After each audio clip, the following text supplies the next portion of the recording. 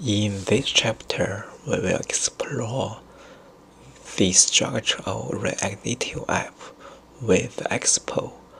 Look at the folder in the left side navigation menu. The file structure is quite simple and straightforward, similar to any regular React app. The package.json file contains all the dependencies we need, and it only has two items. The apps.js file is the entry point of your application. There are two folders at the root level, the asset folders and the component folder.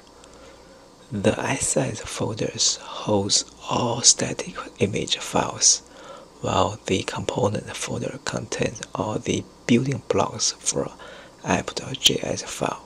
The entire project structure is clean and simple. Expo handles all the running and compiling in the background, saving you a lot of time and trouble from the very beginning.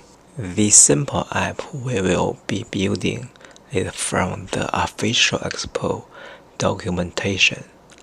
The app will allow users to choose an image from a local gallery on a mobile device or computer.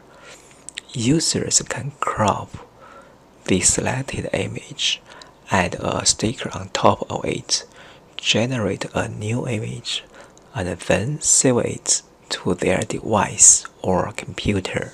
First, let's get all the required image assets ready for our project. Navigate to the Create Your First App chapter and find the Download Assets button. Unzip the file you downloaded and upload all the files to your project folder in Expo Snack.